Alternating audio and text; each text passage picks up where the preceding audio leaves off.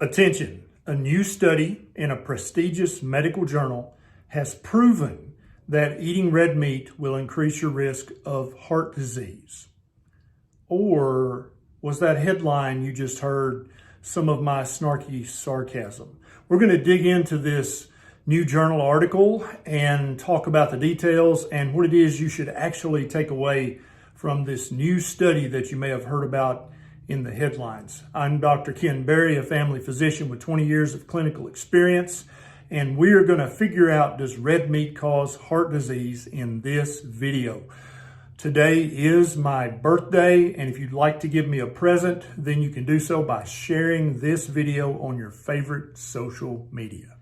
Now, the first thing I need to tell you about this study is that it's not actually new.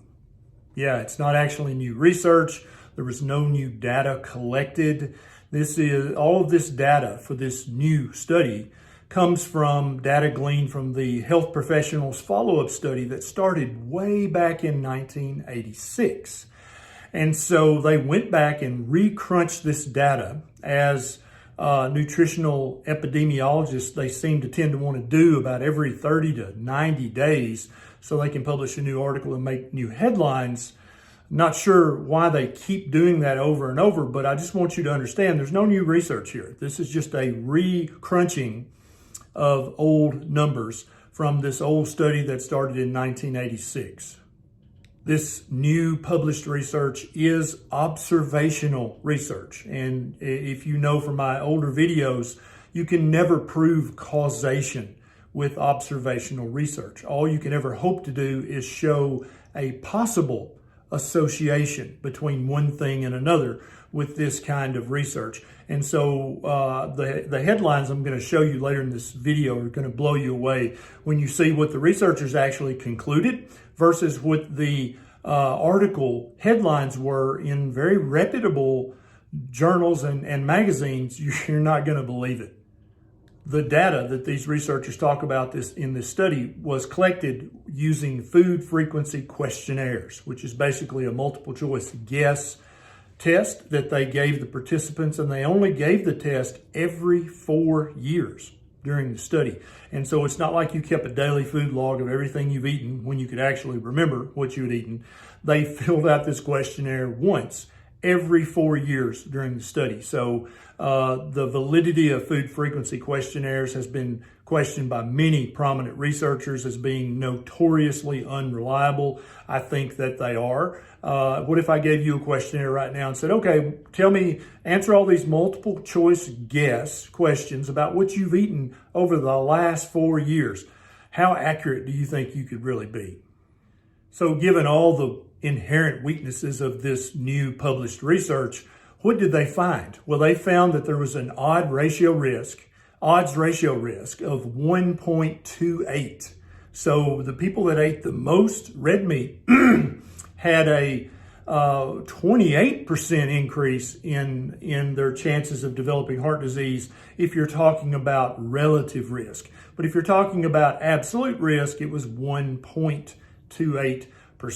Now, you may remember from videos I've done about research in the past, anytime an odds ratio is under 2, it literally is background noise. It means nothing. It's a roll of the dice. And so theirs comes out to be 1.28, which is less than 2, which means this study literally not only proves nothing, but the possible association that it shows between eating red meat and heart disease is a dream, is a fantasy, is not real. When you actually dig into the data, my good friend, Dr. Brett Shear from dietdoctor.com, he discovered that in the group that ate the most meat were also the most smokers, the most people who drink too much alcohol, and the most diabetics. And so you can imagine that those three things would probably have a much, much bigger effect on your risk of having a heart attack or heart failure or some other heart event than eating red meat. They may have tried to correct for that, but how good they did at correcting at that, we'll really never know. Now, here's the verbatim conclusion from this study that was published in the British Medical Journal. The researchers, they're trying to be very honest in this conclusion statement. They said substituting high quality plant foods such as legumes, nuts, or soy for red meat might reduce the risk of coronary heart disease. Substituting whole grains and dairy products for total red meat and eggs for processed red meat might also reduce this risk. You notice that key word, might. Now, when I was growing up, a mite was something that was on a dog's ass.